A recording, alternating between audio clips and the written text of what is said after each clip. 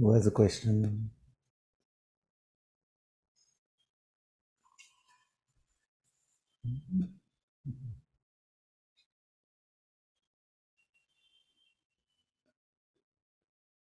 I've been exploring this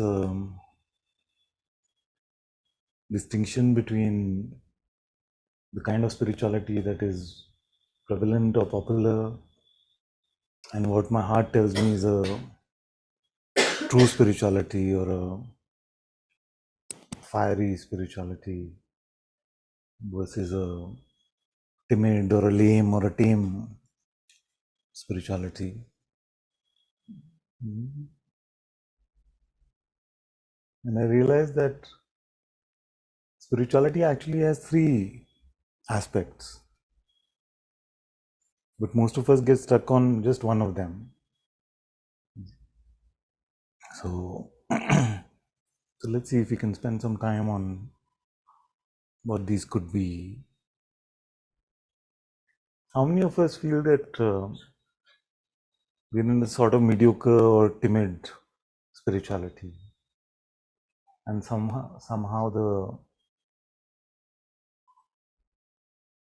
the fire of a true devotee that we read about in our stories, that we've heard about in our history, somehow we end up missing that.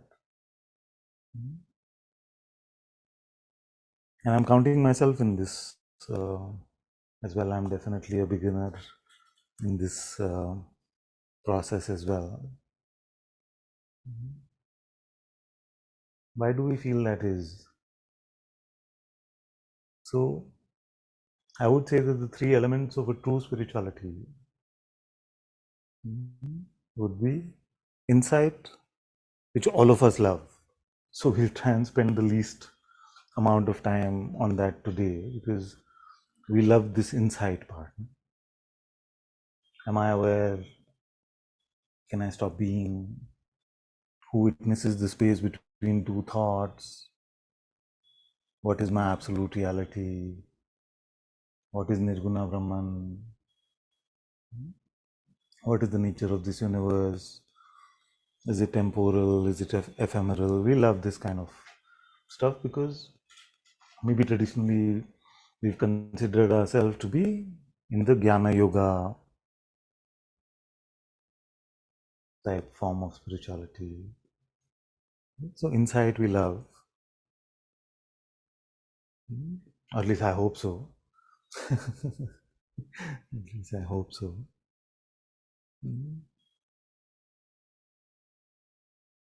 But there are two other elements which are very important. And the second element is servitude.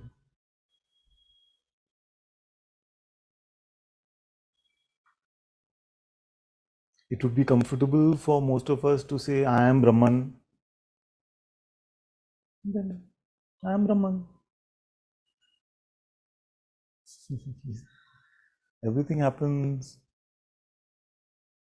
on its own. There's nothing for me to do because I'm not the doer anyway. So you'd rather find ourselves on a perch, reliant on a conceptual narrative based on our insight.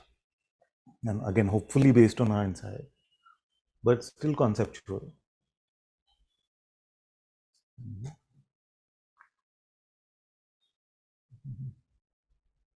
So we try to apply our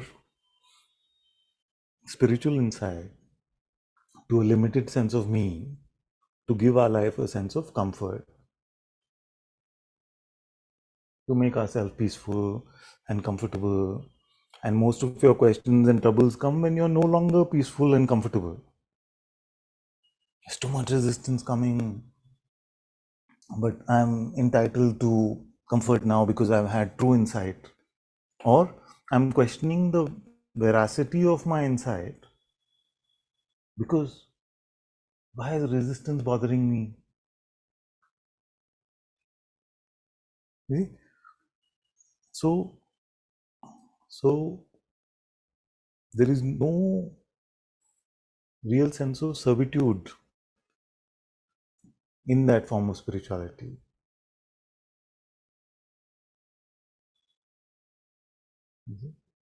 And that is why I've been saying that I am that in which even consciousness takes birth, but equally I'm just a servant of God.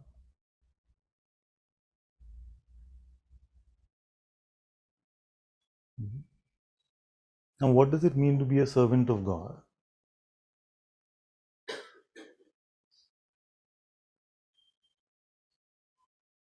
To be a good servant, what do we need to have? So obedience, so you must follow the instruction.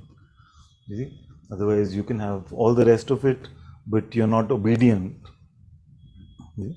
Then, yeah, we'll come to humility. But if you're not obedient, then there's no point. No?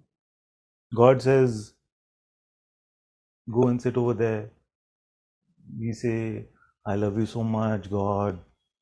And what you really want from me is for me to be at peace. So I'm going to find an alternative solution. You know, when I put on the bhajans, then I'm very peaceful. So thank you, God. I love you so much. Thank you for helping me. I'm going to hear some bhajans. But God said, go sit over there. You see? So the mind comes in with its ways where we contaminate what our guidance is, we contaminate what our presence is unfolding for us by making our own judgments and interpretations. So that is not obedience.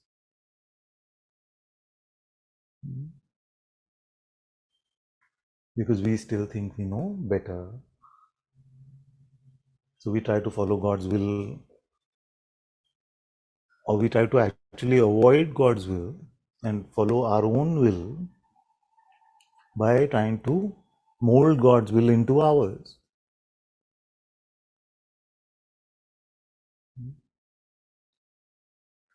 God says, go walk till, suppose I'm just taking simple example, go walk till MG Road.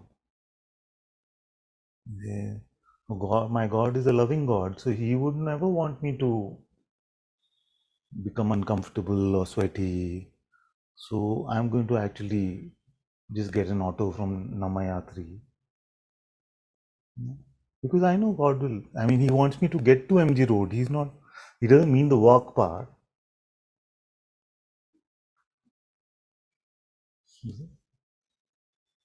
So just like we create God in our image, we also convert His will in our image.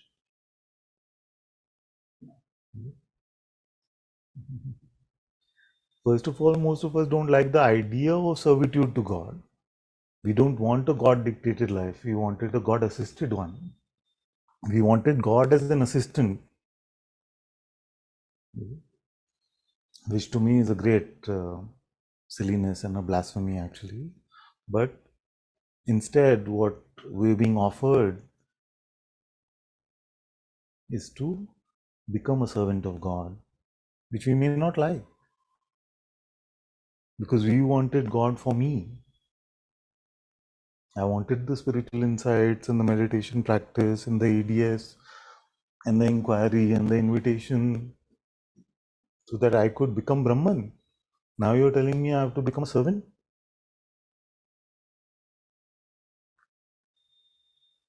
That's so far from the truth. No. If my reality is that I am Brahman, then who is the servant?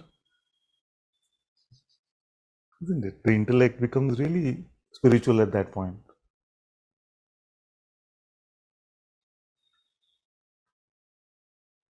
It is an avoidance of truly following God's will.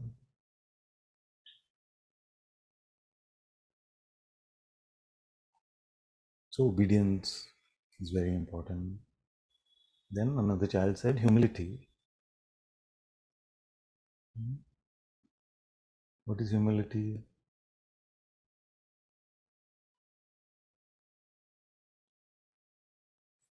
Humility is the simple way to look at it, is the opposite of pride. What is pride? That I take myself to be something. And inherently in that taking myself to be something, I am concluding that I am separate.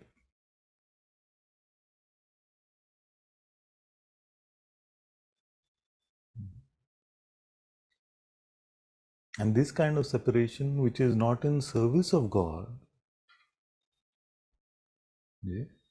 that becomes the, in our case, in the spiritual seeker's case, becomes the spiritual ego. I'll swing to my own beat. I know what to do with this. I will take a bit of this, I'll take a bit of that, I will follow this, I will follow that, I'll do a bit of jnana, I'll do a bit of bhakti, I'll do a bit of Raj Yoga, I'll do a bit of Hatha Yoga, I'll do a bit of everything that I can think of. And I will put the recipe together for myself, which is perfect for me.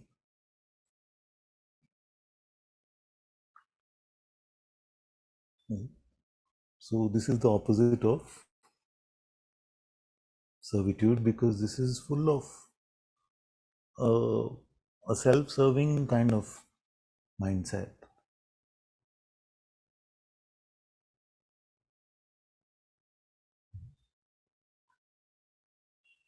And not the true self, of course.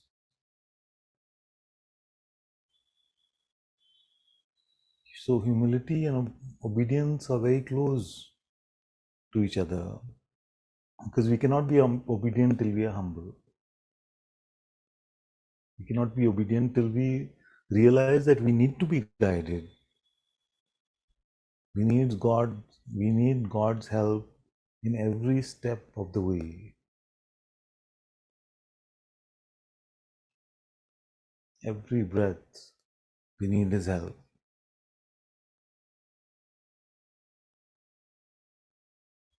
Until we have this attitude that, no, I'm winning, I got this. Good. Then we live in the separation of hell.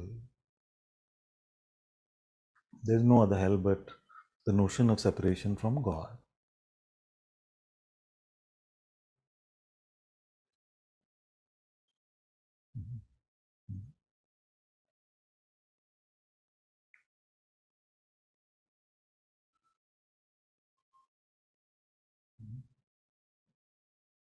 We also need faith. What is the difference between faith and belief?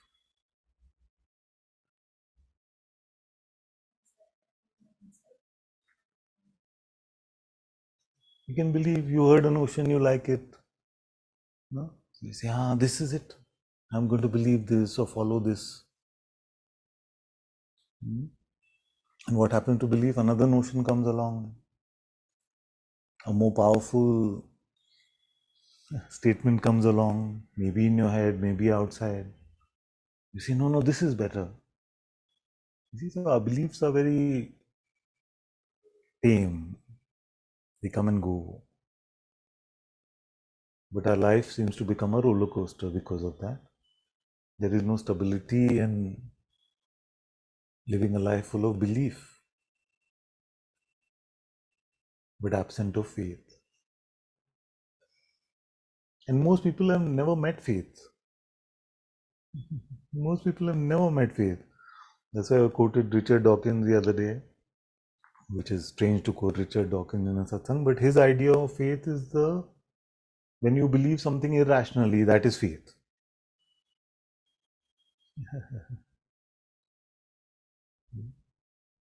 You just believe something irrationally, that is faith. So there's a part of that which is true. because your intuition, which is telling you the reality of God's presence, the Atma's presence in your heart, within yourself,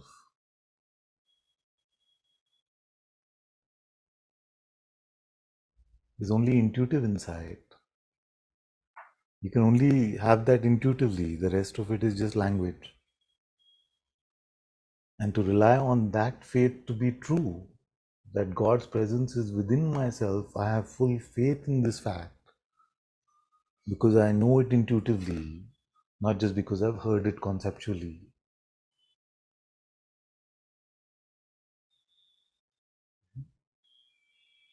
When you encounter this light of Atma within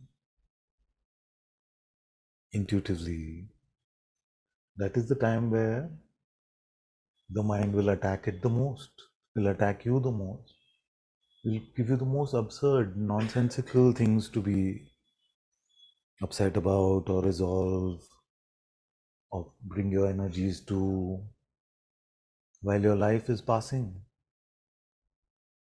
You're going closer to death every moment. Solving non-existent problems with a non-existent one. What is the antidote to that?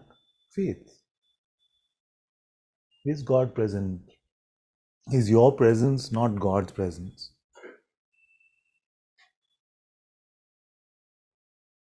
Whose presence is that within yourself? And if God is in you, or even to say God's light is in you, then what are you worrying about and solving and wasting time on? Buckets of flesh and blood, solving things about other buckets of flesh and blood. That's how we lead our life. Which is the opposite of faith.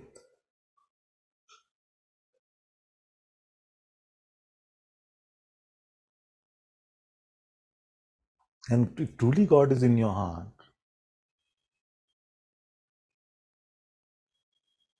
then why would you not follow Him every moment of your life?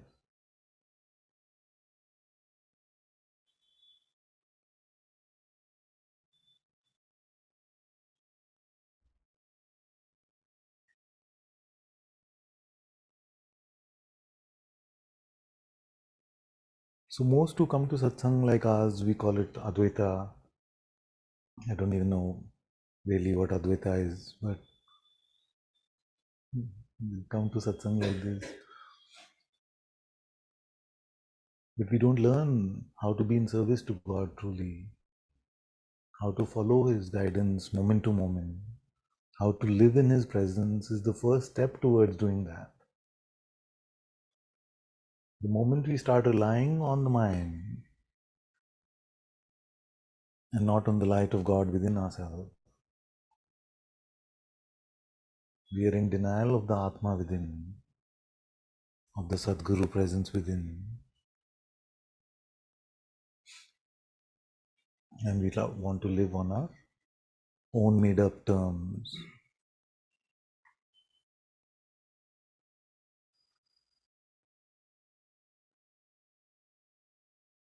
So, insight is very important, servitude is as important.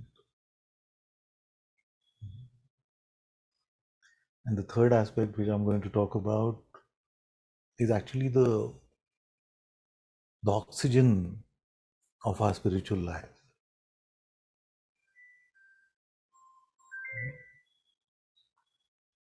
It is the fuel, it is the oxygen, and that is love.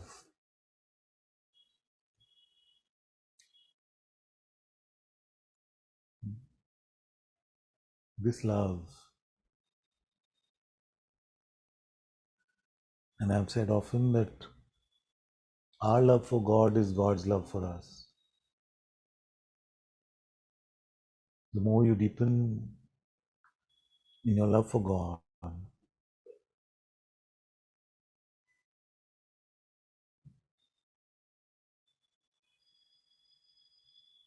the rest of it will seem easier. Servitude which seems very self-sacrificing to the mind, is our ability to elevate ourselves to be at God's feet. But it seems very self-sacrificing.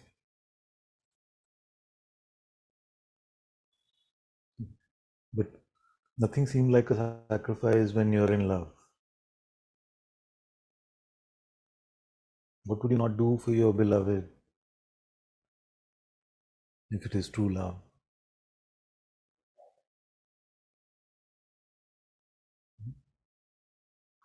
So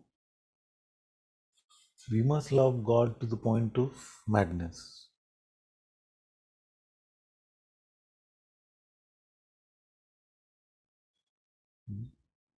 And here, don't involve your intellect saying, can I love? I'm telling you that you can. How do I do it? You just do it.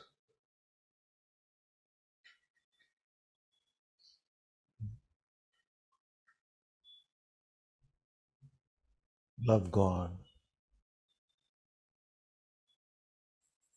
to the point of losing self-concern, self-interest, self-will, all these contaminations we value so much. Let them drown in God's love. And when you love God like this, then you love everything like this.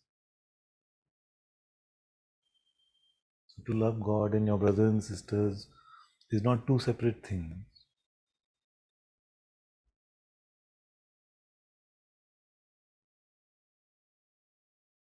So this love, if your life becomes anchored in the love for the Holy Presence within yourself,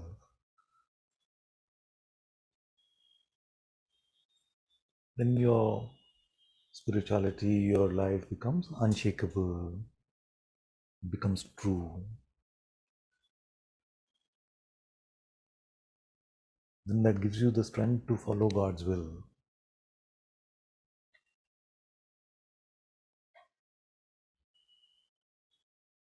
Then we are not afraid of listening to our heart. Why can't most of us hear God's voice? Is it that He doesn't want to talk to us? Why do most of us say, if I'm living open and empty, is that not enough? It's fine, no? Because you're scared about what He's going to say. You built up a life, and if He says, leave it all, go settle in Timbuktu, we're scared, we don't want to hear it.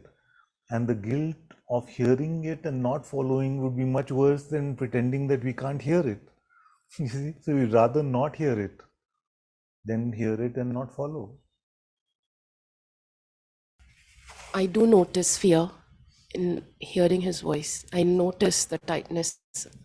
And I know when I hear it, I have to follow it. I cannot deny it.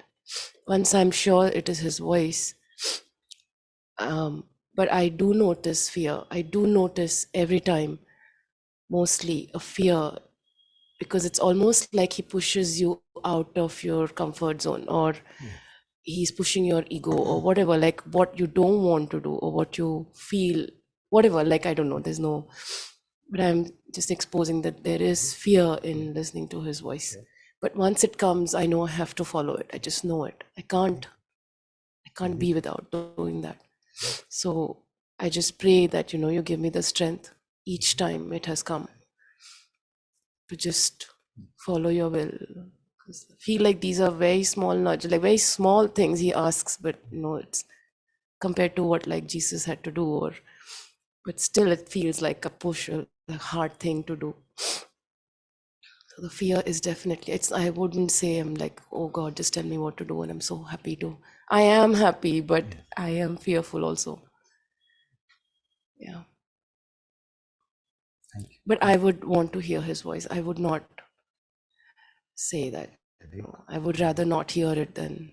The discomfort is okay.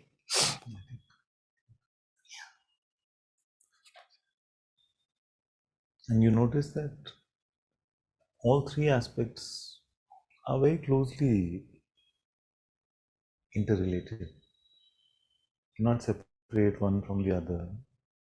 Without insight, servitude and love would be impossible actually.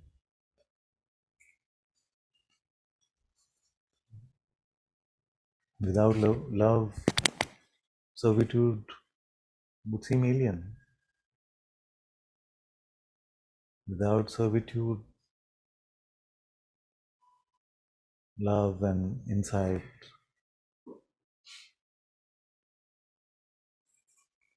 will not happen. And insight without servitude is the worst.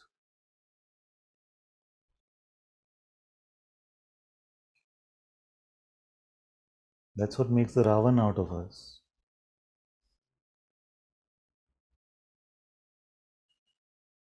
I'm so cool because I had an awakening. I know that I am nobody. I'm nothing. But the smell is so much of the I.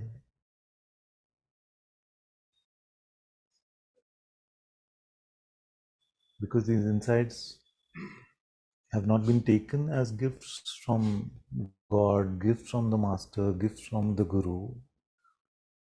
They've been taken to be something that I have achieved.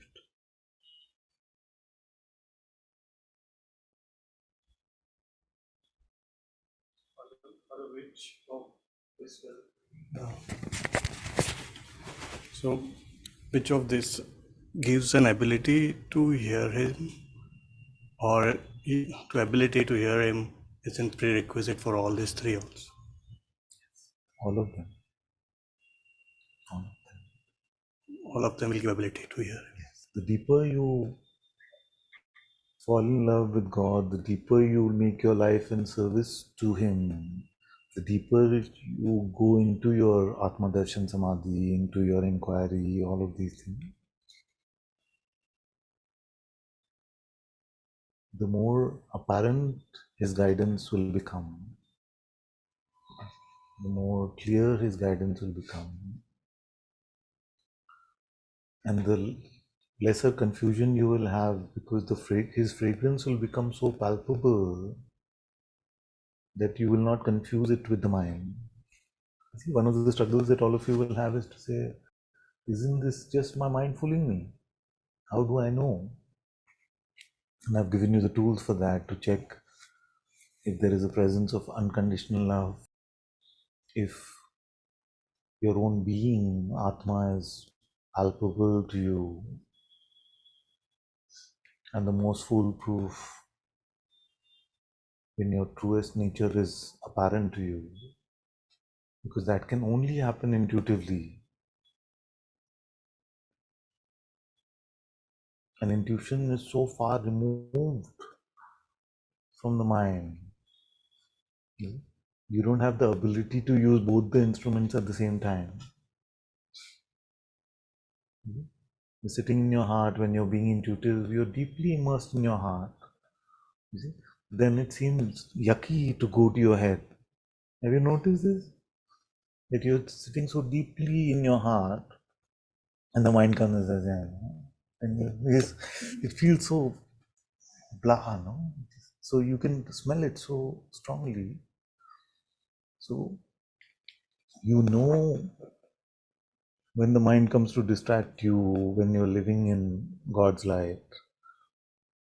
But there's also guidance that can come from that light itself.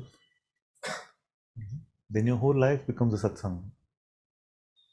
This is the guidance that you come to hear in satsang. You're not coming to hear a spiritual intellect speak. You're coming to hear the voice of your own heart in satsang. So as you deepen in insight, love, and servitude, then God's guidance will not seem like it's a novelty or something that rarely happens, or like an Akashwani that has to come. It's hard guidance.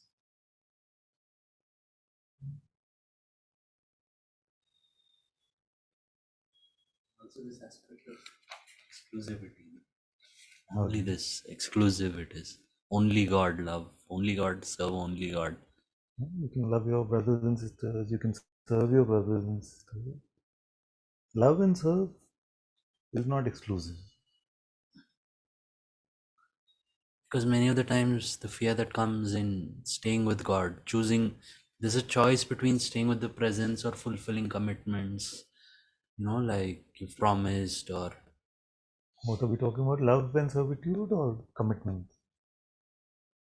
like say if I have commitment towards somebody else, What do it you mean is by commitment? Is it a I've commitment promised of some. love or is it a commitment like Salman Khan?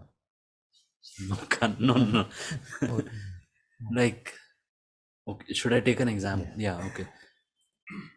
So I'm now working in my friend's law firm, and I don't want him to come into any trouble because of me, and I want to help him. If he's a lawyer, I'm sure he'll be all right. But in Okay. just this examples, Yeah. I mean, others So also what- is this. what- You committed you'll do something by today. Yeah. And you feel that God's guidance will not let you finish that work. Like,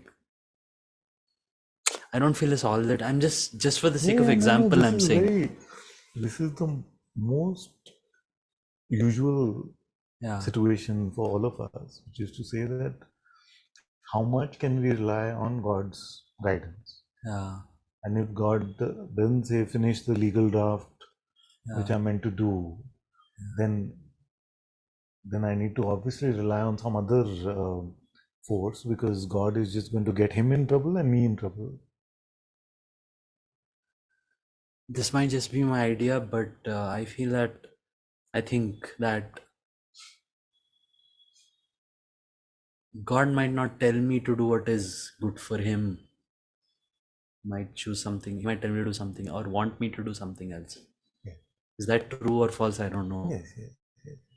So, what determines whether it is good for us to do something or not? That is the root of the question. So, we've determined for ourselves that I have to, because I have, for whatever commitment or whatever responsibility, I have to do this job.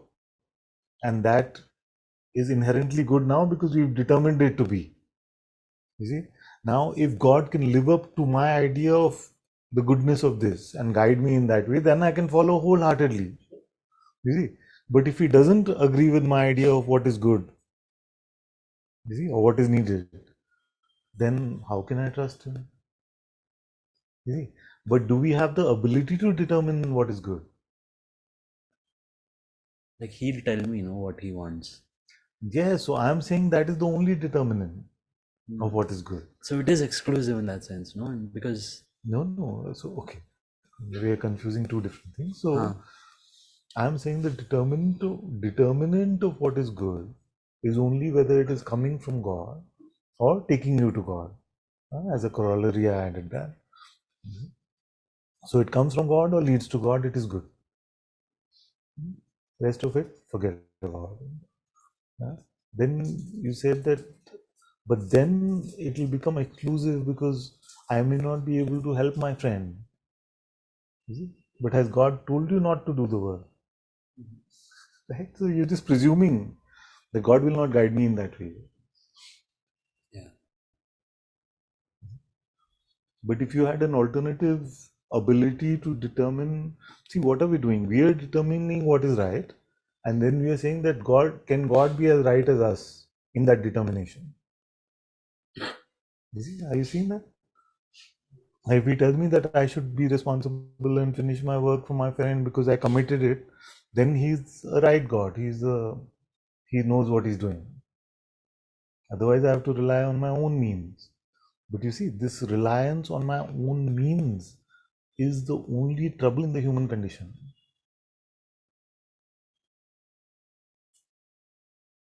So you're saying God will never tell me to not do something that might That might? That is also right and wrong again. No, you're sort of presuming that we have an access to right and wrong, good or bad, Yeah. and then you can use that filter to determine God's guidance, your mind's guidance, and you can evaluate and say, but there's no way for us in this human condition to evaluate the goodness or badness of it unless we can say if it comes from God or it leads to God, it is good. If it doesn't come from God and doesn't lead to God, it is not good. That is the only way to determine the good, bad, better that I have found. Otherwise, we can keep determining. People can write books on what is justice, what is ethics, what is right, what is wrong, but humanity has not solved this problem for thousands of years. Only the sages seem to lead a carefree life in that way. You see? So, a life of servitude is a life of freedom.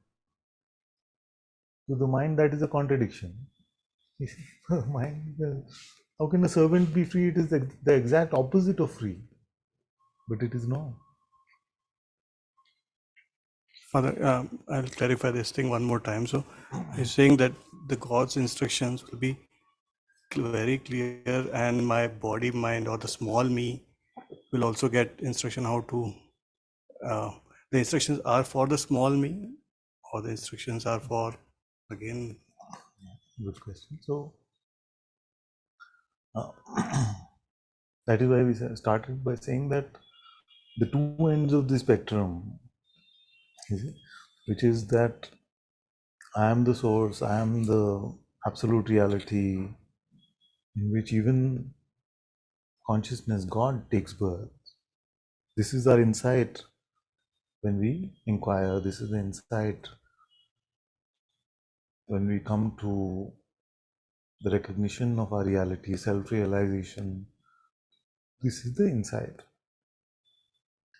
I have not found, neither is it for sure the case here, or I've never heard of someone who came to such a self-realization that there was nothing left of me. Okay? Nothing left of me. So there is a, it may be the most transparent layer of meanness, the tanmatra of ego, which remains for everyone. And that is why everyone has, in their even most devotional stories, there is an instant or two where they get identified and caught up in something. Now, this remnant of the me can either be made sterile or it can be the most dangerous infection in the world.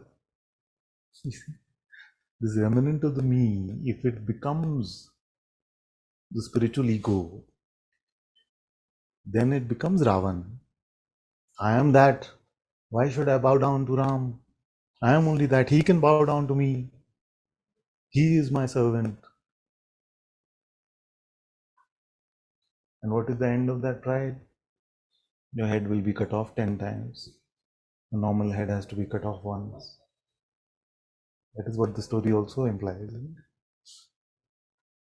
it? So, what is the best way? What is the best thing to do with that remnant of the me? Keep it in servitude. Father, at this stage, the me is strong, not the trace, right? For me at least. So the Then stronger. even more reasons to keep it in servitude. Because its strength comes from its specialness and wanting its own way, not being, doesn't want to be a servant. So my question would be again to elaborate. It's like even the small instruction that how much I should eat, or that's enough for me. That's all are the instruction for the small me, body mind. You're saying even that comes from God and Whatever follow. instructions you feel are needed, let the source of them be God. In this you is a small you, we are saying specifically in this instruction. Whatever instructions you feel are needed, and instructions would be needed for the remnant of the me only. Okay. So let that come from your heart, let that come from the Sadguru rather than the mind. If you were sitting in a room, you had no decision-making ability of your own. You see, in front of you, like Gopala and Vikas are sitting, one is your guru sitting, the other is a selfish little child, tantrumy little child. You see, and you have to rely on one of them. Which one will you pick? You pick the guru. No? Which one are you picking right now? The problem. So this is what we are switching.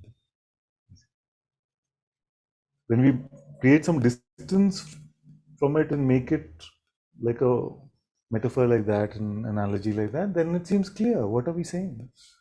If the guru is available to guide us, or the petulant little child who wants me, more all the time, who should we go to? The Sadguru within. You see, but what do we actually do? We presume, oh, he won't have time for this. This is too worldly. Or this is we, because we are scared of his answer. Actually, we're just scared of his answer. Because the mind we can predict. It'll want something selfish for me. I mean, what can I lose? That seems like friendly advice. Here you're saying, in my email, should I say best regards or warm regards? And God is saying, leave your job. You don't want to, you don't want to hear that kind of stuff. That is the fear, and it's a complete possibility. It's a complete possibility like that. That's what scares us, the sheer unpredictability of what God wants from our life, as if we think that we have some control over our life anyway, is what is scary. This is what makes a God dictated life scary.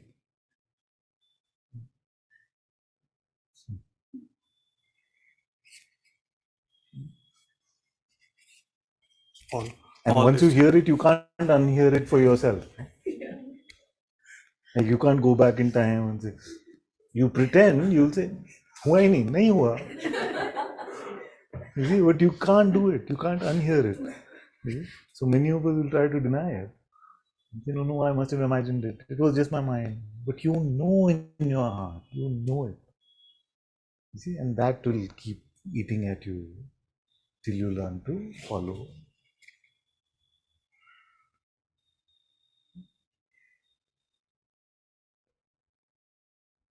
Like a parent who's calling us back home when it's getting late at night, when we are children.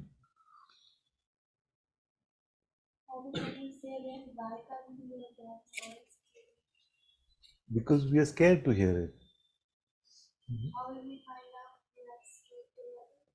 Because I'm telling you, you're scared to hear it. You're scared to hear it because you're scared of what he might say.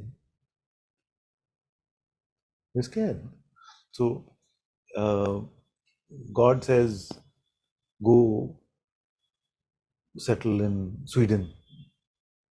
But you built your life here, your guru is here, how can I go live in Sweden? Because we don't know what he's going to say. So even if we say that I really want to hear, I want to hear God, if I say, and even then I'm actually scared to hear it. Like even if I have that outer. Yeah. It's very possible that we created an inner dichotomy within ourselves. You see, where like we know the right thing is to do is ask for his guidance, to listen to him, but we don't actually go and sit in his temple, sit in the temple of our heart, in the altar of our heart to hear his guidance. because we could be scared.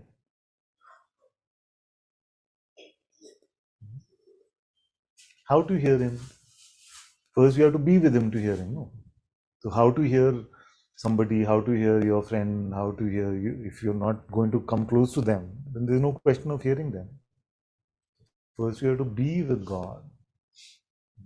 And the most natural way to follow will initially will seem like just as you're being with God and not living in your mind, then you notice that His will is naturally unfolding.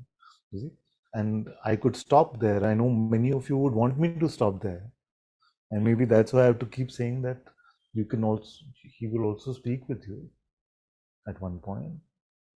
You're all fine to do that, no? It is like, oh, the feet will move themselves, the hands will move themselves, we all fine. But then we'll never become Abraham. Our life will never become truly in service. Like that one that felt it was open and empty, it felt very easy. Like, no, open and empty, it's okay. Like the feet will go where they have to go. I'll say what I have to say. But after you have taught us how to hear him, it feels like you can't rest in that way. No, you can't in the sense of you have to be ready. On And it's that's a what different. makes our spirituality so much deeper Mm, and so much riskier. yeah, that It risky makes it so word much feels riskier, so fiery, yeah, rather than a timid sort of, yeah, oh yeah, everything's yeah. okay. Yeah, like today, like there was a command, and just like the I can see that ego just like feeling so fearful of what's going to come next. You know what I'm saying, Father? Like it's almost like it was like enough, enough of this. Yeah,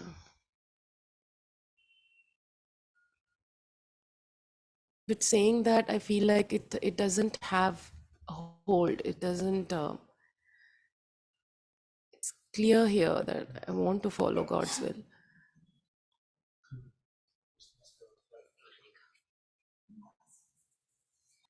So, what your guidance is very beautiful.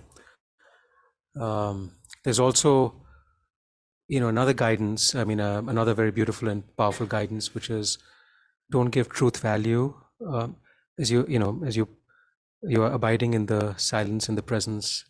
Don't give truth value to anything from the person, and also, in fact, I think Bhagwan is so direct. He says, just regard the waking state as no different than a long dream.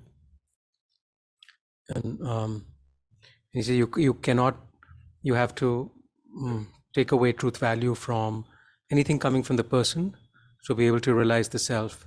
Because snake and the rope metaphor, that you cannot see the rope if you're still believing even slightly that it could be a little bit of a snake, which is being the person.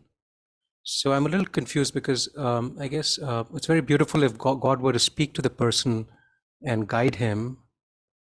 Who is Bhagwan saying that to? Uh, Bhagwan's guidance that don't take the rope to be the snake is for whom?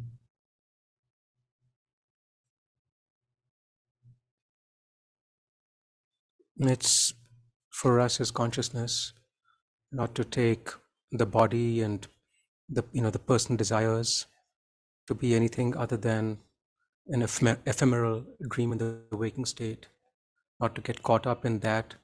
So then but then if I am asking God for guidance, that should I go to this country, should I do this, should I eat this, for food, I mean anything, right?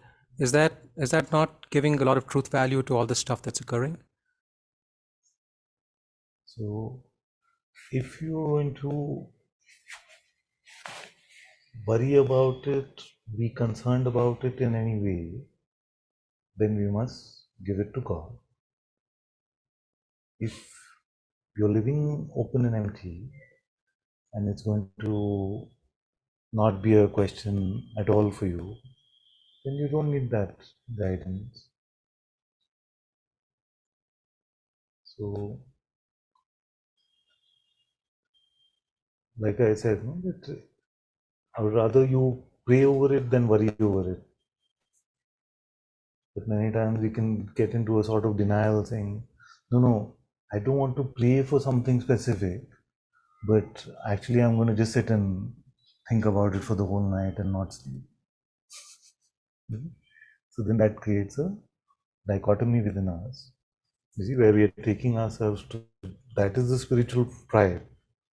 It says that, no, I can't ask God for anything specific because I am beyond these things. You see, I am not worried about this stuff. But actually within ourselves we are sitting and worrying. You see?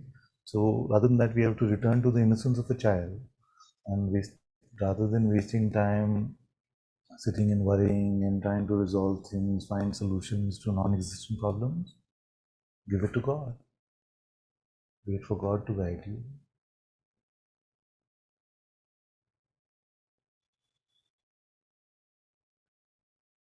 You see? What is spiritual ego? It is the use of spiritual knowledge to become too clever by half.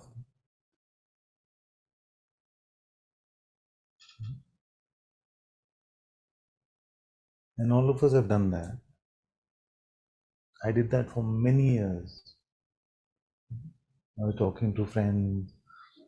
I would just speak about these things, repeat like a parrot what I'd heard from the gurus, and felt like I knew.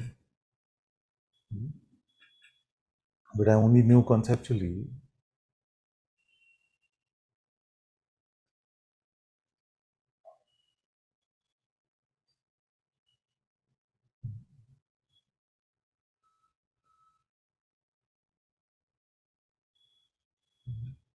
Very few are actually able to become naked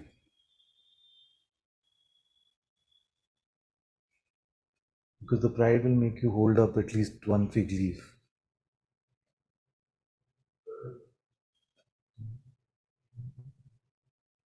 Retain something of a defense. And if spirituality itself can provide that defense, then that seems like the most convenient. Because I'm not lying. I'm not lying, it's spiritual. It's said in the Upanishad.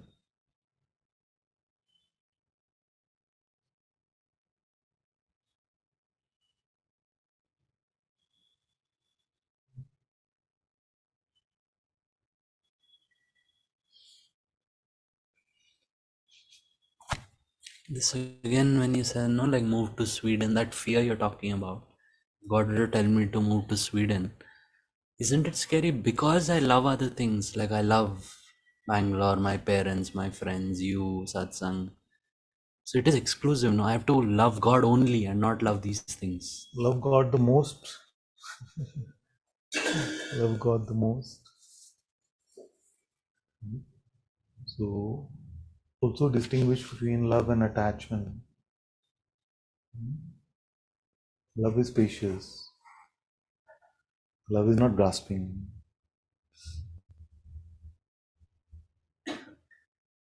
But attachment is. Can there be attachment to God? Would the source of love go against a true love that you have?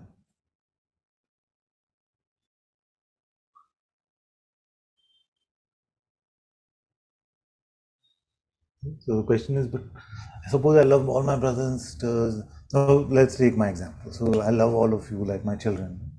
And if God says move to Timbuktu, would that be against the love that I have for all of you?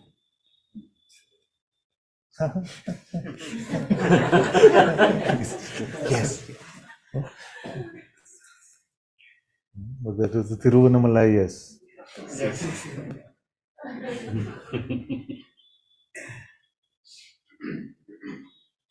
Cannot be.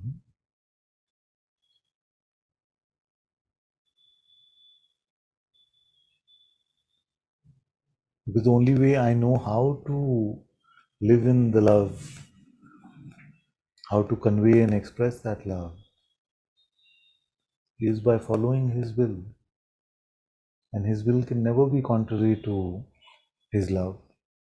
Because His love and His will are not two.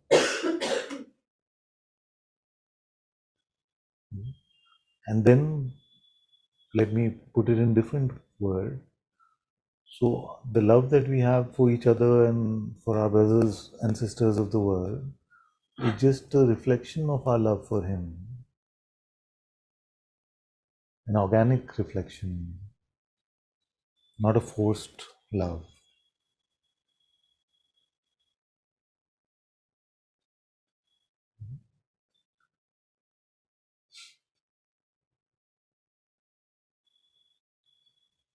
That's why the master, it is said about Nisargadatta Maharaj that his manner was very tough and he would just throw people out of the room and things like that. But if you talk to his disciples, they always say, but we felt so much love around him in spite of all of that.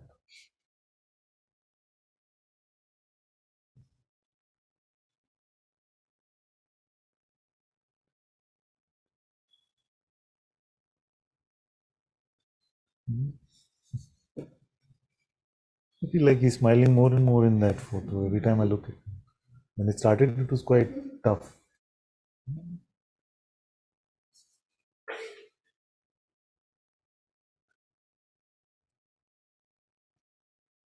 One need to recognize so much love and compassion. I mean, it's unmissable.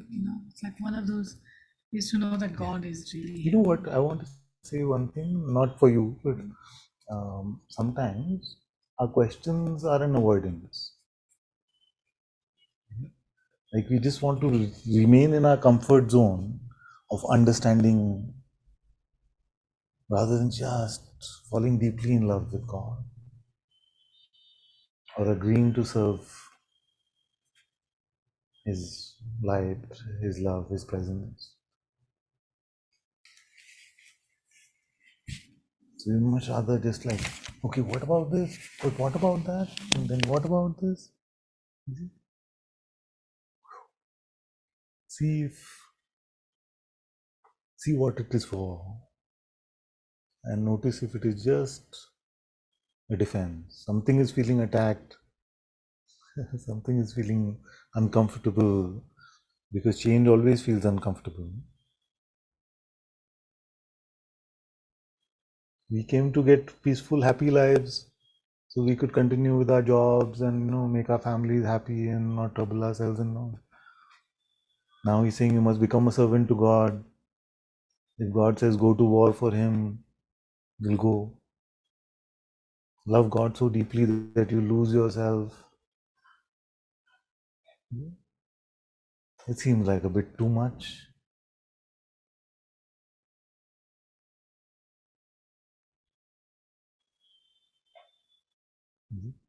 Seems like a bit too much. So then one of our defenses can become our spirituality itself.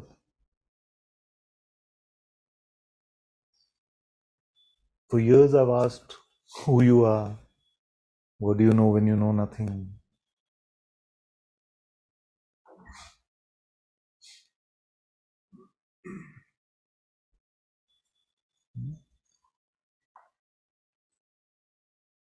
Me, that I am the absolute reality. I am not the person. Nobody tell me. And I say you must serve God, you must love God. Then you say, who are you asking? There is no person here.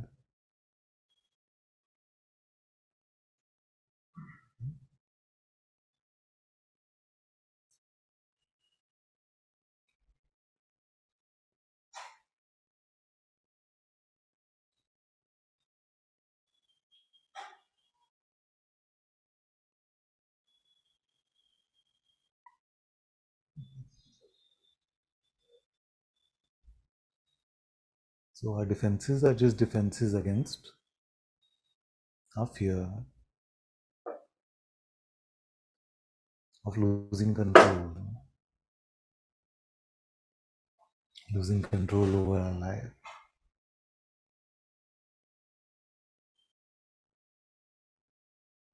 just when I was settling into being Nirguna Brahman, he's saying, become a servant. Yeah? When I settle into become a servant, he'll say, who are you being a servant? That's my prerogative.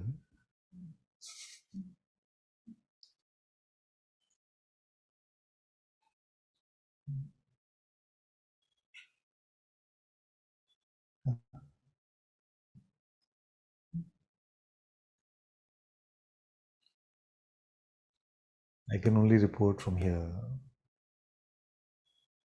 And I can tell you that both are true.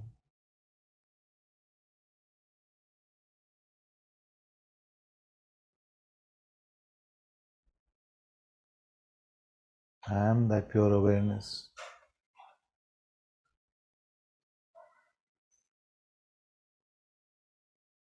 No time, no space, no quality touches me.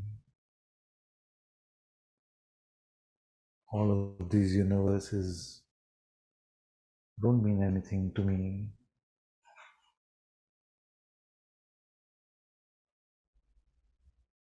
That is my reality. But it is as much my reality that nothing but a beggar servant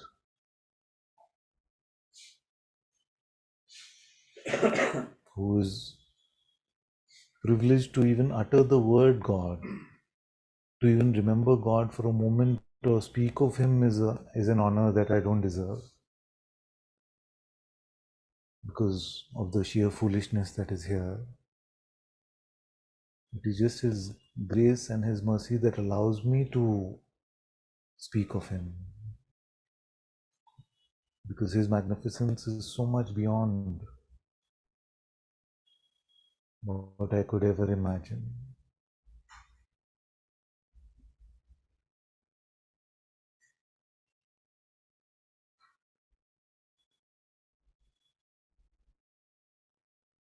And if you want a framing for all of this, you can call it Achinta Bheda Bheda.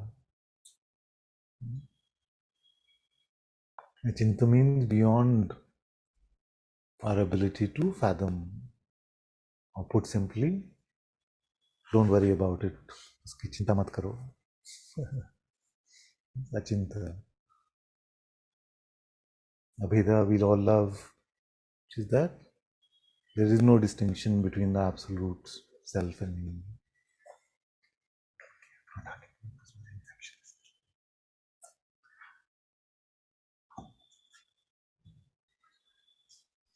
And Bheda is that there will always be a distinction between myself and God. The best I can hope for is to find place at His feet. How can a Bheda and Abheda be both true? Achinta. You can't fathom it.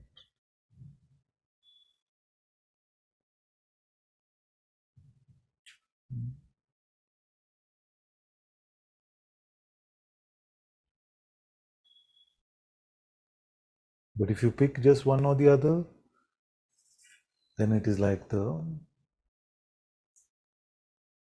bird flying with one wing. As Bhagavan said, the bird has two wings, jnana and bhakti.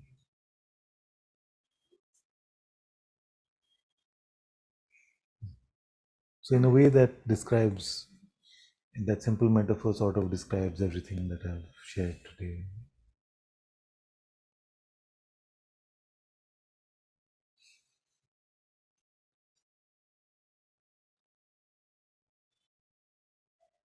What happened to a bird which is just flapping with one end of the wing? It's going to be lopsided. It may not even take off.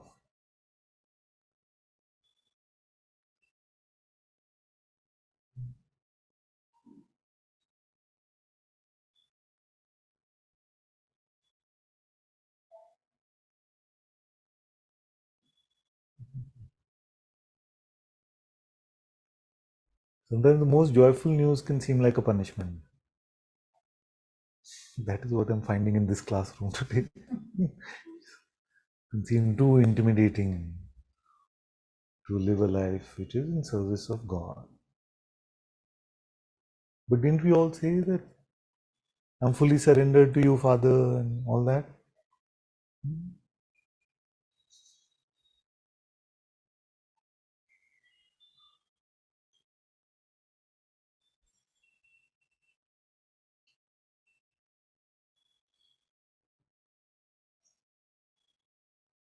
So when we're full of insight, service, and love, that is when we can say that the ground is fertile for God to grace us with His presence. The table has been set for God to come.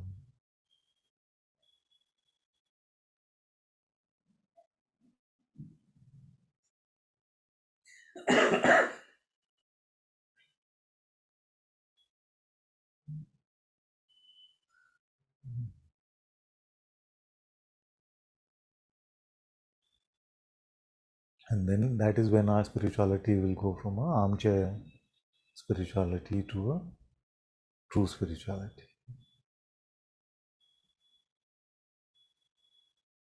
We don't need any more armchair spiritualists, philosophers. We need those who can shine so brightly in His light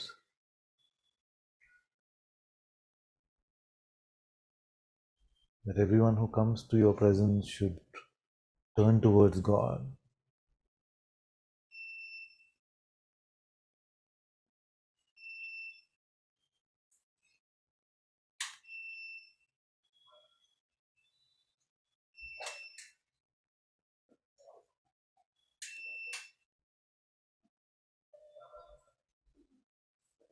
One is enough.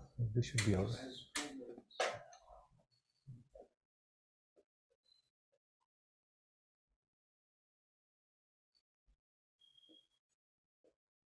We don't need more authors of books sharing their conceptual understanding.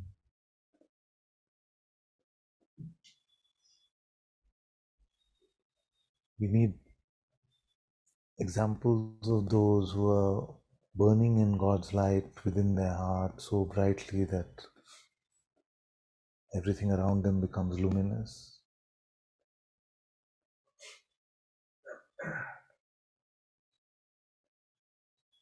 We don't need a frivolous spirituality which is absent of love and light and devotion,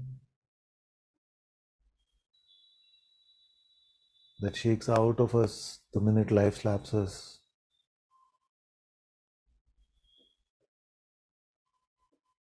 All our big words go flying out the window.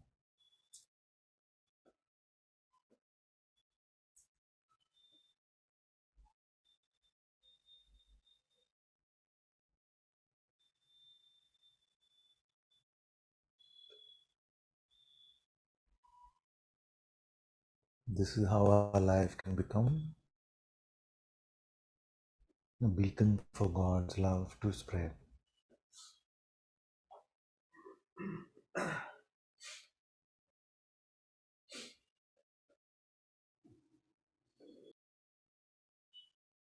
You need to set fire to people's hearts.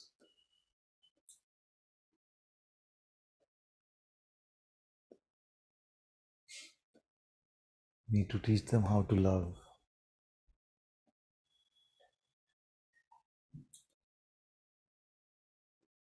how to live for God authentically.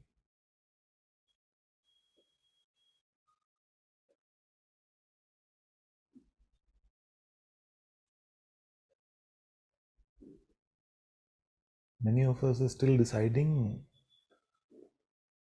what kind of spirituality is best for me. Our whole life will go.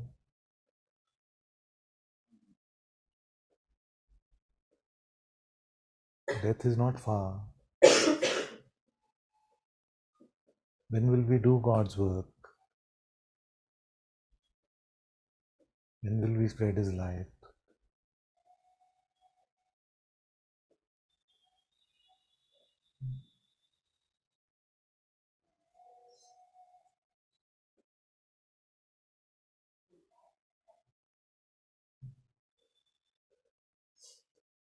You know what is what? Yeah. Okay. What is the test for whether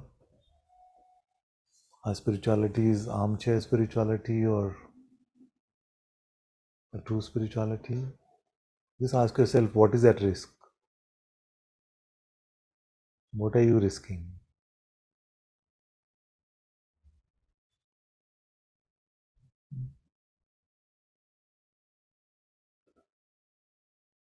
What is at risk? Let's not talk about surrendering our life unless our life is offered up to God truly for Him to use as He sees fit. Take that risk. Then let's talk about surrender.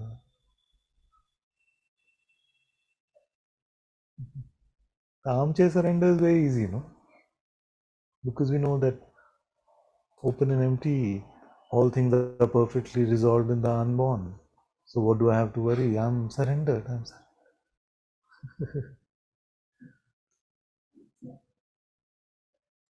But surrender means when God nudges you from within, you don't ignore it. Surrender means that we would not wait for that nudge to become a torpedo before we start to pay attention. Because we're so much waiting with folded hands for Him to command us.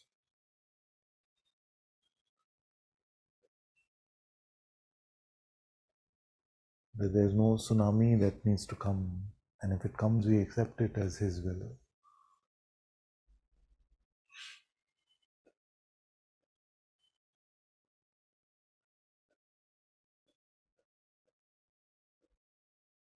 From what I've seen, and I can never predict, I can never presume about God.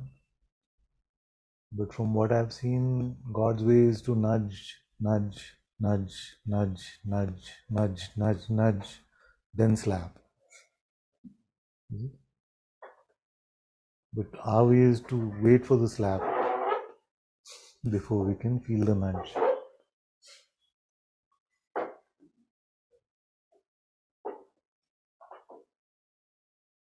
But in humility, we notice every nudge. We notice the subtle movement of our heart, and we learn to trust that.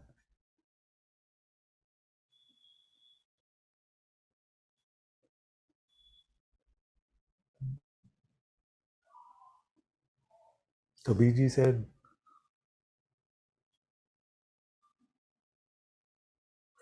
दुख में सुमिरन सब करें, सुख में करे ना कोई, सुख में सिमरन जो करे तो दुख का एक होए. When in suffering, everybody remembers God. When we are all happy and joyful, peaceful, nobody remembers God. But if you were to remember or be in God, when things seem happy and peaceful, then there would be no need for suffering.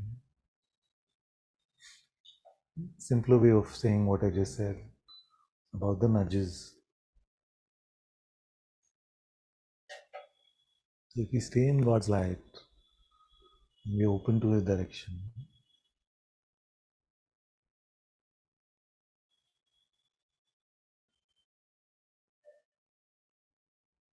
then we don't need to suffer to change our ways. We don't need to suffer to stop living on our own terms, to stop living in our head. We don't need to suffer then.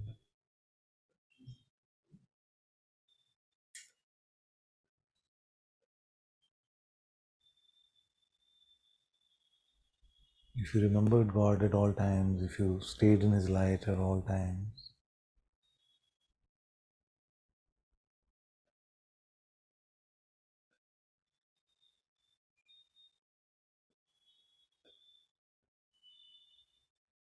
what could shake you?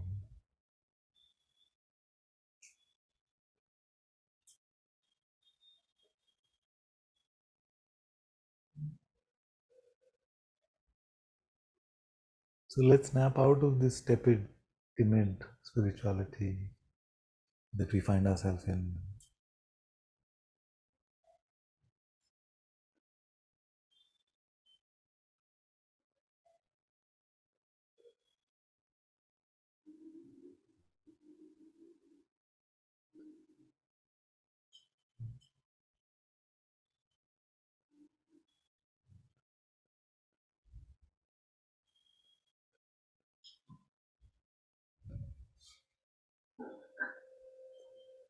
Do you love anything other than God? Do I love? I love all of you as a reflection of God's love.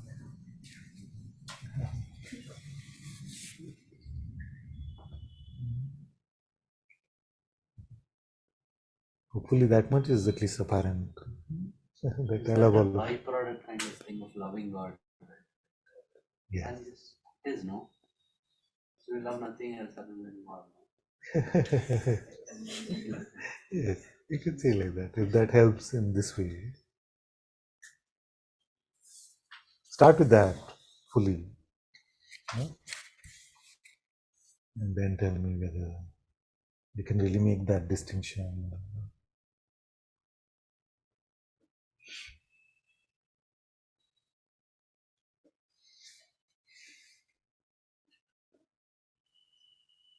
And actually, if I look at myself, I feel like I'm just starting in my love for God.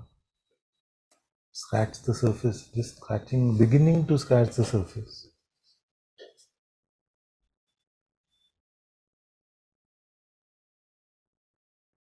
Where do I love Him enough?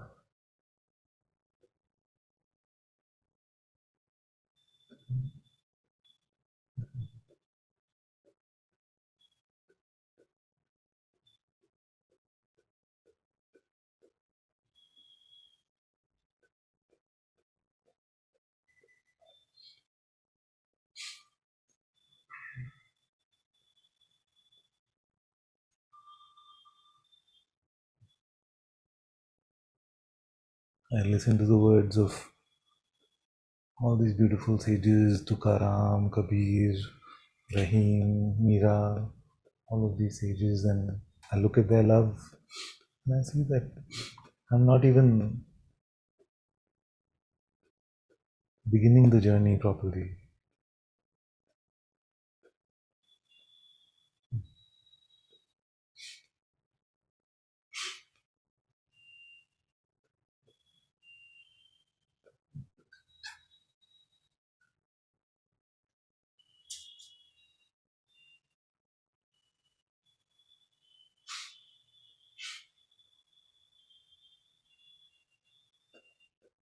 Where have I lost 100% of self-concern?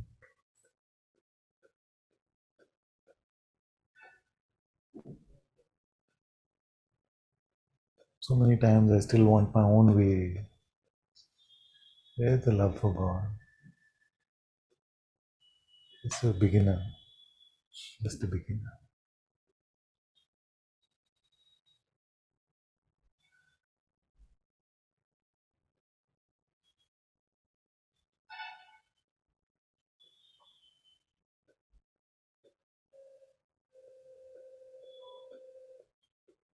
I'm just astounded at His grace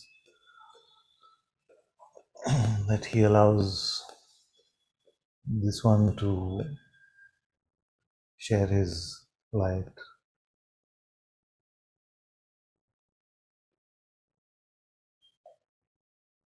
Somewhere they must have said that the most foolish ones are picked, no? I am a living example of that, I think.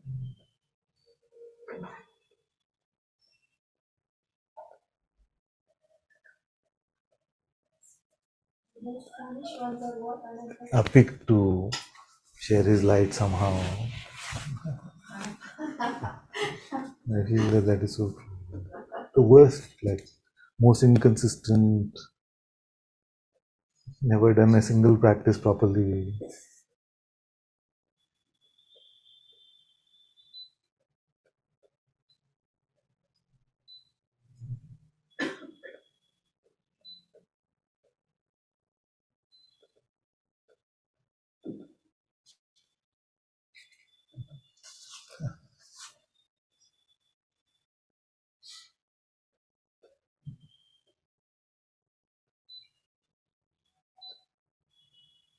Just an example of His grace, His mercy, His kindness to allow me to share about Him for so many years.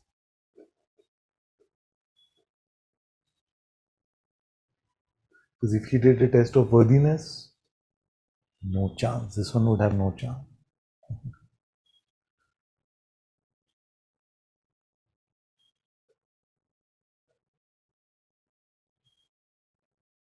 So He makes the most unworthy worthy of Him.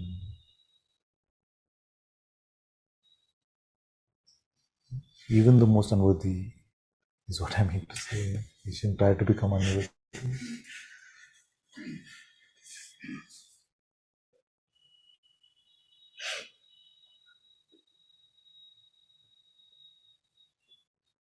If there's any time any of you feel that there must have been something special about this man, that God blessed him with his light in his heart, it is just not true. There is nothing special at all. It is his sheer grace.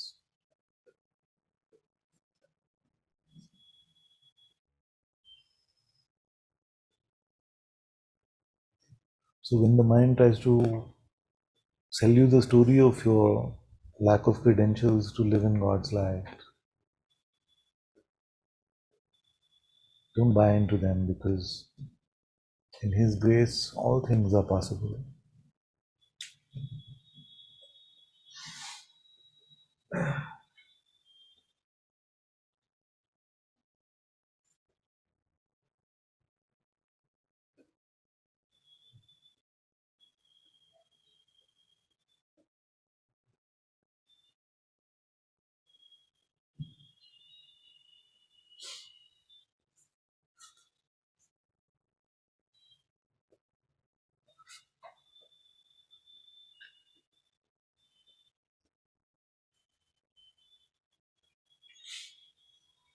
That is why if you start with the love God part, you don't need any skills for that.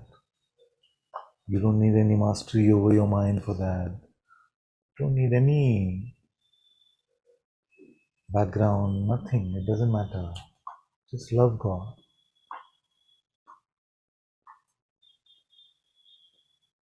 All of you can do it.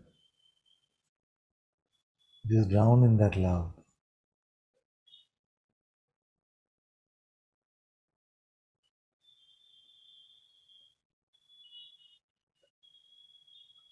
Love grows when you love. You don't have to grow it, just love. It just grows.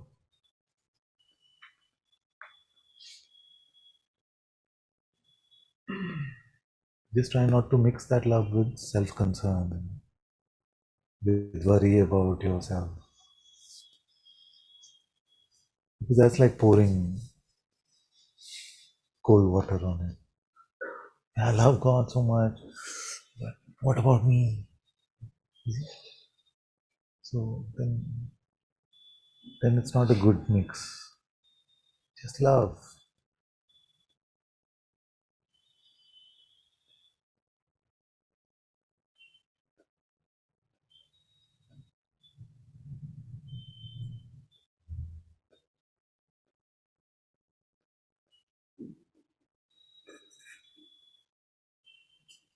It is the most natural thing to love your own presence, your own being.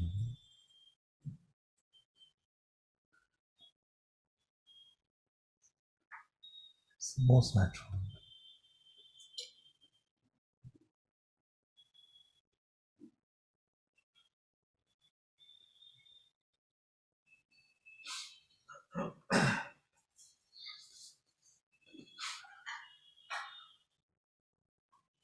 Who can you love if you can't even love your own being?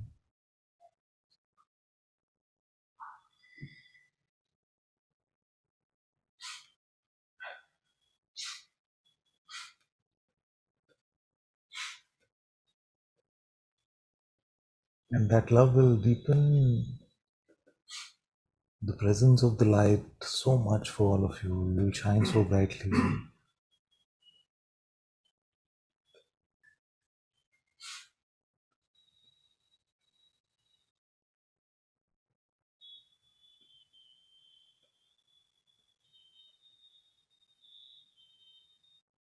His presence will seem unshakable.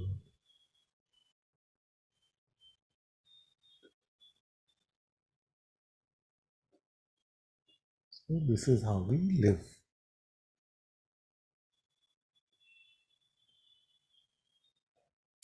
This becomes the foundation of our life.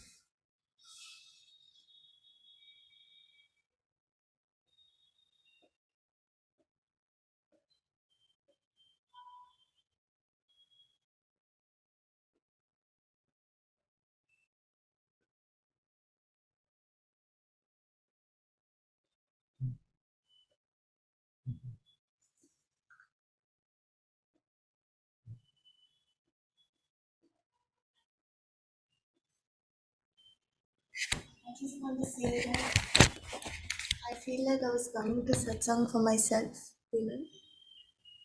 I realized like I've been coming for myself. And, and I didn't ever want that, Yes. Very good. Very good. I always wanted to be mad for God, Yeah. Completely mad. But I conformed into the system of spirituality, I felt. And I lost that fire somewhere. And it's so nice to be reminded how stupid I am, that I'm going wrong.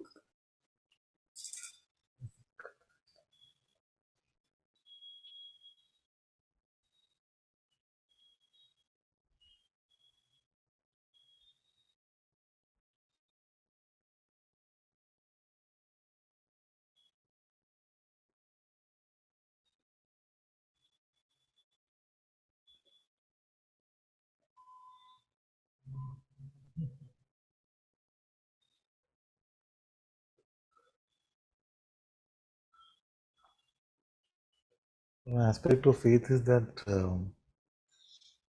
we don't need things to make sense.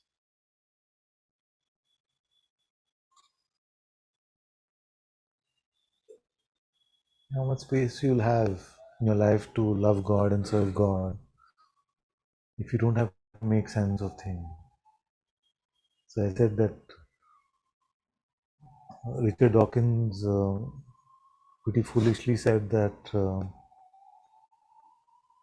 belief which is irrational is faith. So I said one part of it is true. So although faith is reliance on that which is intuitively apparent to you, but may not be logical, but you're no longer needing things to make sense. You can solve 100 Zen koans in a day.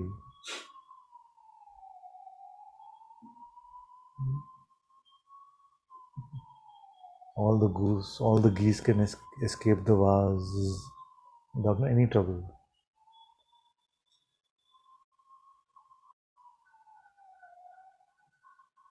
Veda Aveda is not a contradiction.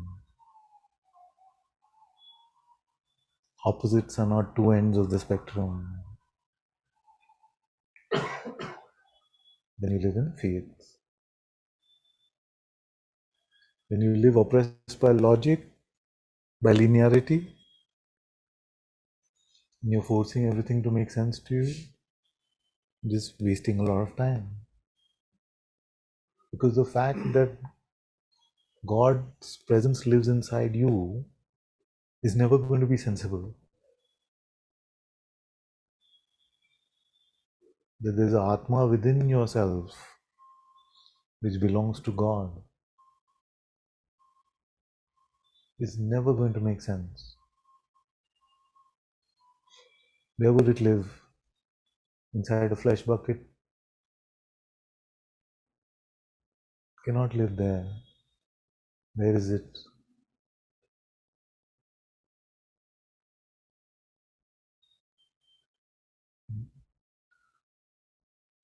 So some things have to be met merely by faith, singularly by faith. And faith is not blind belief. Faith is what your heart is telling you, to take that to be true. What your heart is showing you.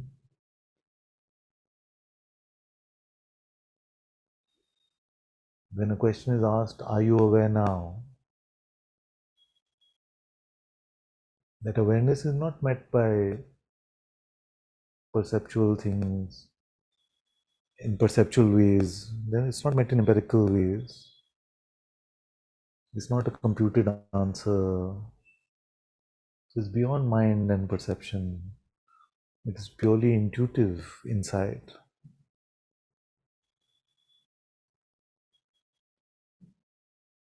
That you are pure awareness is purely intuitive insight. Does it make sense that you could be pure awareness? Doesn't make any sense. Because the sensible option is that you were born, you're a body, then you will eat, have nutrition, live a life, and then you'll die. That is the sensible way to look at things. An eternal life of the presence within you and that which is aware even of presence is not sensible. But because it is not sensible, does it make it untrue? You see? So, where is the non-sensible true?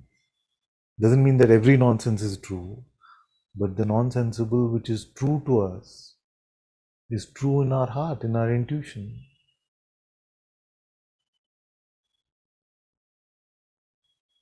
And if you receive the words of Satsang in that light, because that is where they are coming from, then they will immediately hit home. But if you struggle first to make sense of them, to make a conceptual framework out of it, to make an understanding out of it, then our whole life will go making sense of things. And we'll become a Mahapandit, but we'll never become free.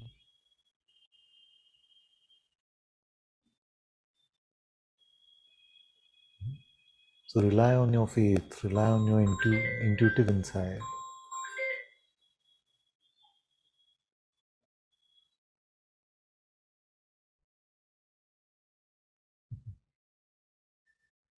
You know, I could literally, for all of this that I've shared, I could say the rest is not possible without this, so this should come first. And I could literally do that for all of it. So I could say humility first, then faith will come, love first, then humility will come, insight first, then love will come. You see, but it's all interconnected. We cannot say this more than the other. And the beauty of that is that you pull at one end of this, the rest will become easier, if not automatic or inherent.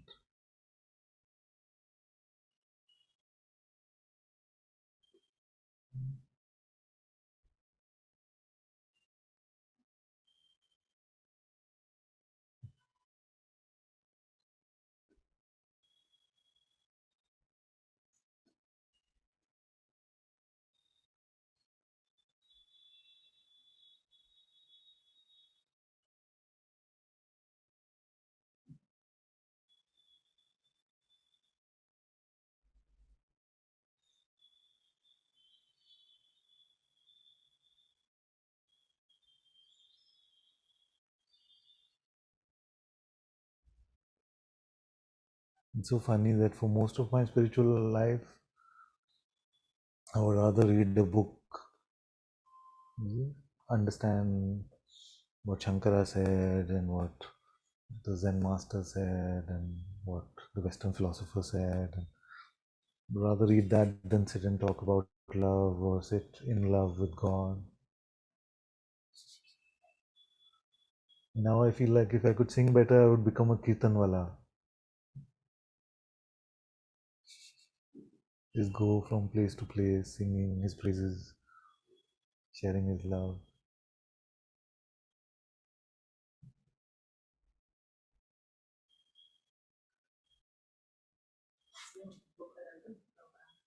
Huh?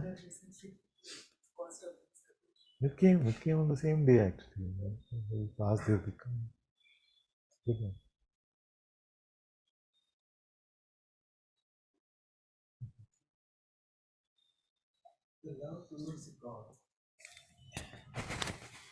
Does that come like a phase? I mean, sometime you feel more over a period of time, then it goes off, then it comes. Yeah.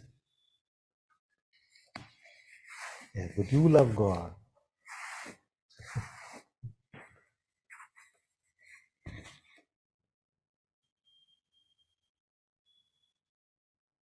Like you said, like 3 months back, I was like, if I was thinking better, I could be a kirtanwala, but now I don't feel like that.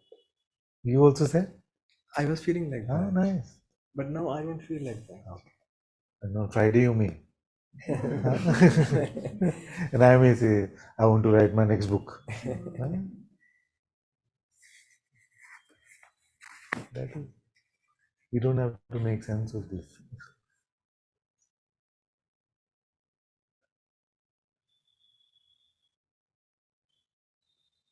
Sometimes it feels like we're using this wing to fly more, sometimes we feel like we're using that wing to fly more. To use Bhagwan's metaphor of the bird with Jnana and Bhakti as the two wings.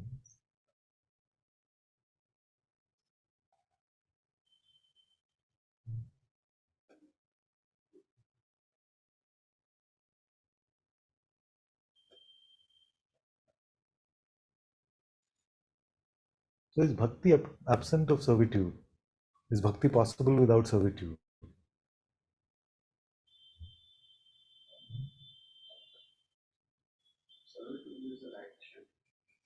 Servitude is more of an attitude of service, literally. Like servitude is what? It's more, we have to start with the attitude of being in service. And then that translates into action. You can be in a, because of the trust in the brilliance of the Lord. Yes. Isn't it? Because He sees everything, Yeah. and so then we are we can follow His instructions joyfully and not have to think about anything. That's why it's all insight. So we have the insight, then that deepens our love. That love then deepens our faith. You see, it's all interconnected. The servitude comes from His all-knowingness. Yeah. What comes from can sometimes be a little dangerous to say. No? In the sense that, of course, it comes from there, but we must not presume that it will just come from. Like we must actively be in service to Him, actively love, actively be in service. No, my point was that Yes, yes, of course. to be in attitude of servitude, it's because like His instructions are infallible. Yeah. So that's what I meant. And it's very natural once you see His all pervasiveness, all lovingness, all mightiness. Right, absolutely.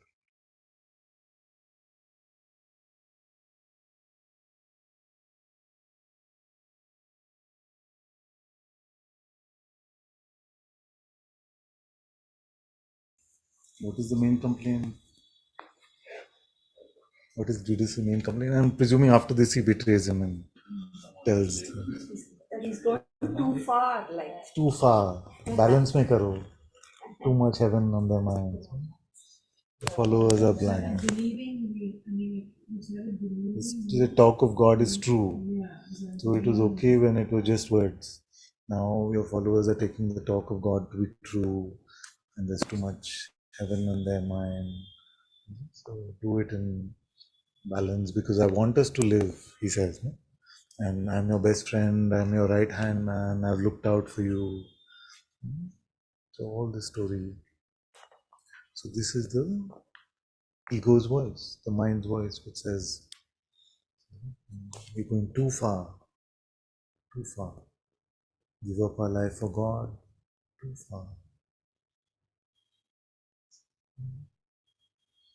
It sounds very much like the resistances you get from the mind. Don't overdo it.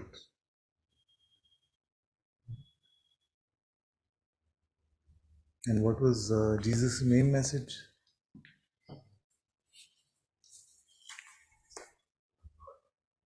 Huh?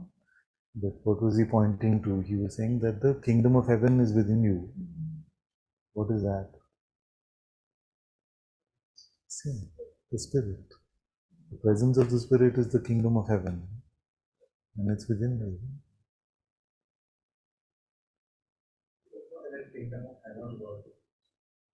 Huh?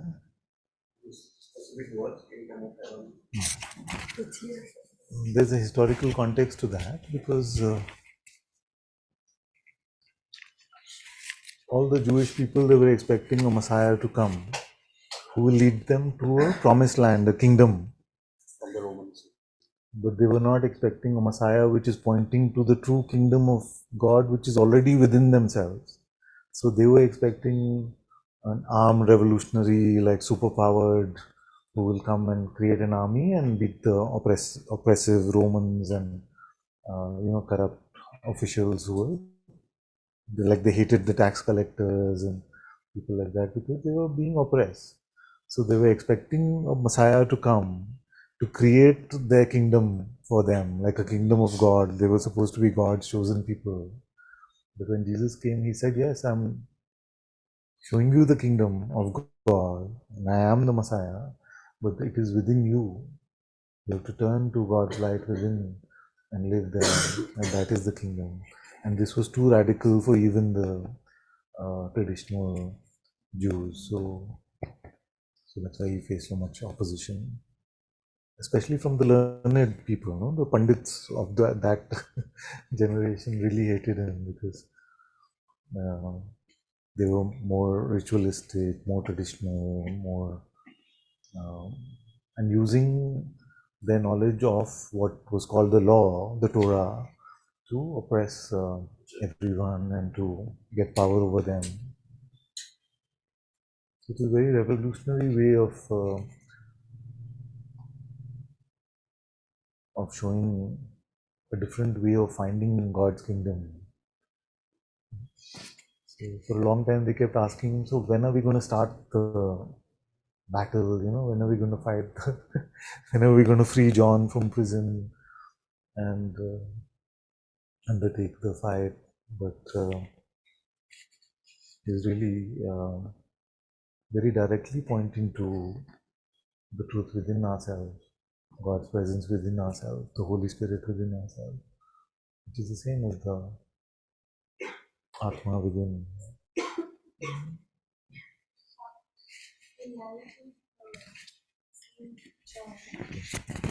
It's so moving, no? Because the mind can't understand that he made the way, Yes. and Jesus gave a sermon saying Yes. that.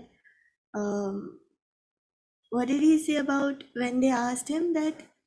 So John said, because he was It's a different imprisoned kind by of freedom. Yeah. Herod. Herod, Herod. yeah. I don't know how to pronounce it. So Herod. he was imprisoned by him, and for a long time he was in prison. So even John, who was meant to be his messenger to make way for him to come, sent messengers to Jesus saying, "Are you really the one, or should we keep waiting? Because like nothing is happening, no army is being built and things like that." So then, just pointing to how it is possible for even the closest ones to doubt And in also God's that, light.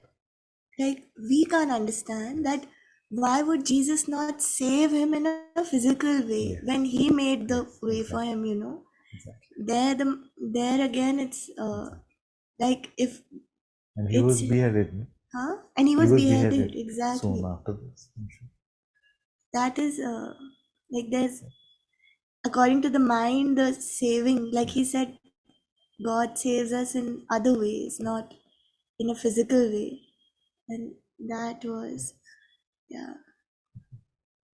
So all the ones that were close to Jesus were killed. Crucified in a way. All the apostles were killed. John the Baptist was killed.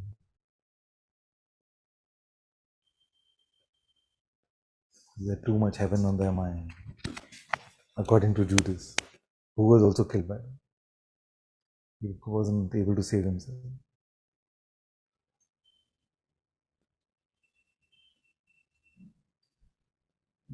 So there's a question, I'll just answer that.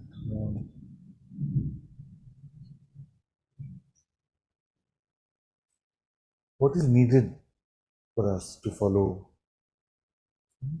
the instructions? Just a willingness, just a openness.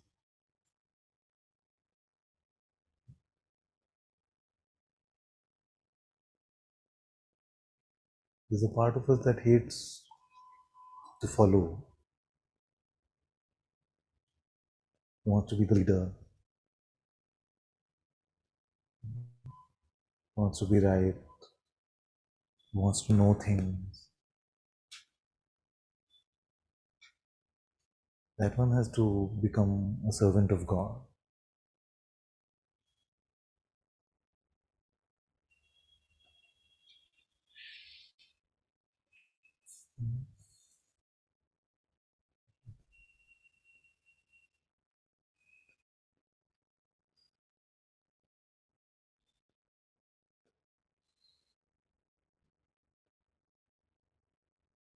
We have to put up the thing somewhere, no? The Guru Nanak Ji's words. Can we get that?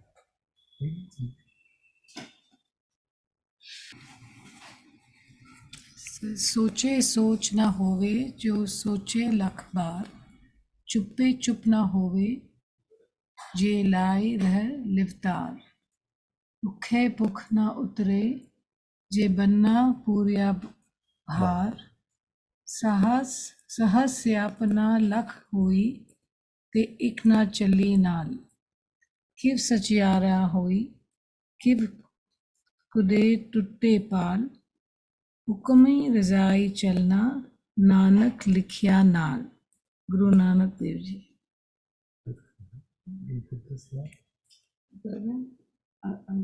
So why did Nanak Ji say you can try being quiet, you can try fasting, you can try using all your smart intellect, siapa. No, you can use all of that, you can try to do everything possible, but nothing will work. The only thing that will work is Hukum Rajai Chalna Nanak Likhya Naal, which means follow God's command, Hukum, and that is what Nanak has written. Why is that the main instruction? Shouldn't that just be a given? Because everything is God's will. So like he should have written that we're all following God's will anyway. So why did he say that the main thing I want to tell you is that you must follow God's will?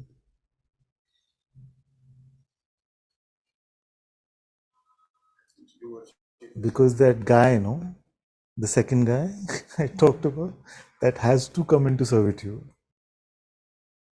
Because otherwise that one will just be the dust in your eyes. And as much as and that one wants to grasp at the absoluteness the most, to save itself. It's a survival tactic. Whenever it's put under threat, it'll turn towards spiritual knowledge, what it has learned. So that one, this is the antidote for that one. Without the interference of that spiritual ego, To love God is very easy. To stay in God's light, to meet God is very easy.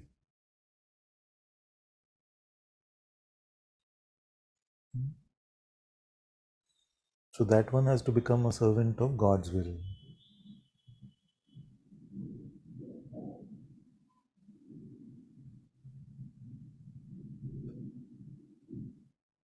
Because that one wants to gain mastery by using spirituality or by using whatever. It wants to make life its kingdom.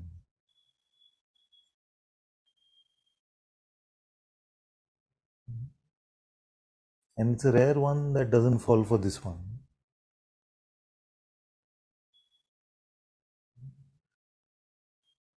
This one is an expert at making itself special, making itself in the limelight.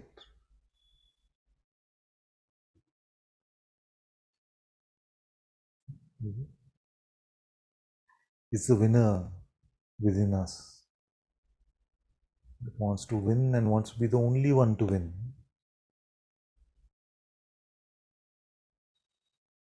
So more difficult than to come to an insight about God is to keep this one in check.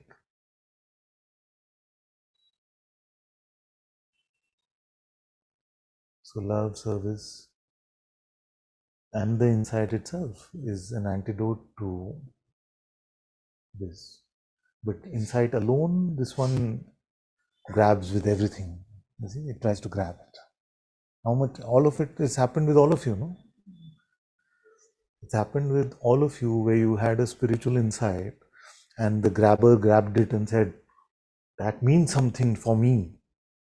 See? That means something for me. And now my life should be different because of that. You see, so that one just gets in your way. And that one must be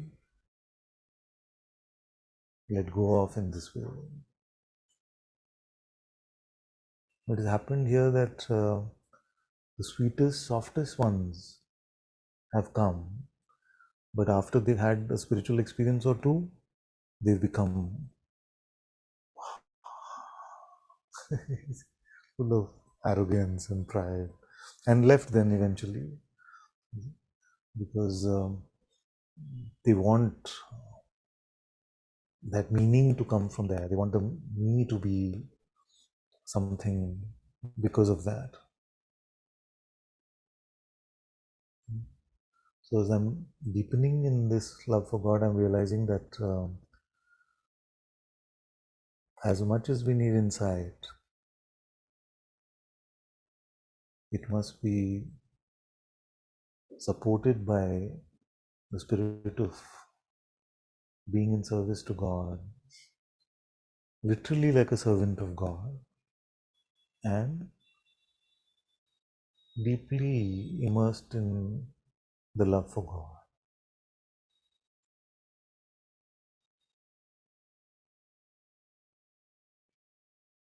Otherwise, we are creating spiritual Frankenstein. And the poor one who's playing out the Frankenstein is not even realizing. They're continuing to lead a zombie life, but now just the narrative has become spiritual. That is not what I want to do to you kids. Bring you to some experiences and then make you think you're special, and then your life has nothing to do with God, just with your own specialness.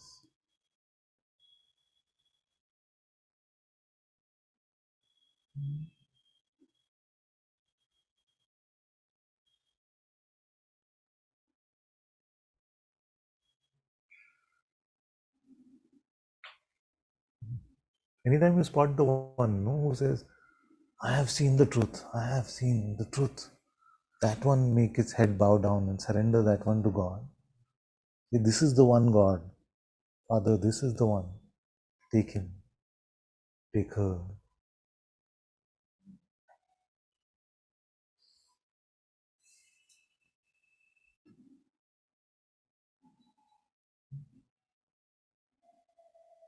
Yeah? The sense of what I'm saying? This is very important. Because if that one is allowed to fester,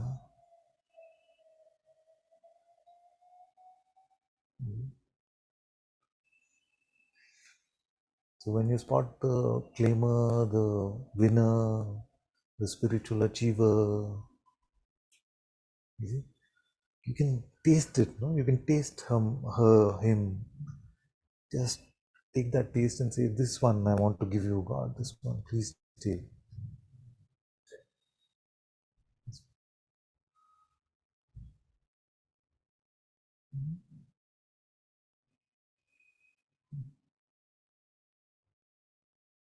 Because that is where, when Kabirji said that Maya is the great con artist, she goes and sits in the bhakti of the bhakta. This is what he's implying. That in I'm such a bhakt now. God came and gave me darshan. That bhakti, that false bhakti, that's where Maya goes and hides. Mahatagni. Maya Mahatagni. She is the greatest con artist. In the places where you least expect her to be, she comes and grabs your throat.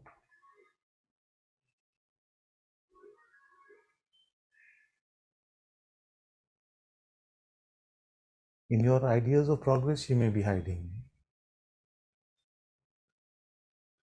In your idea of knowing the truth, she may be hiding.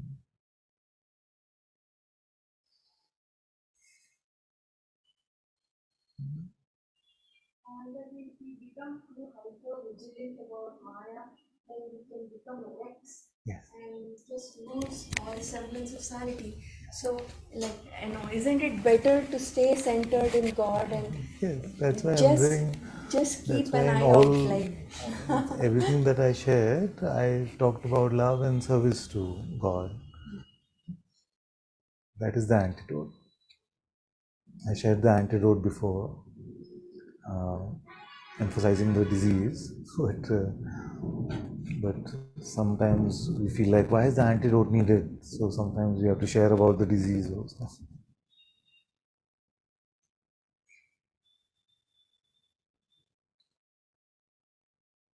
So the one who is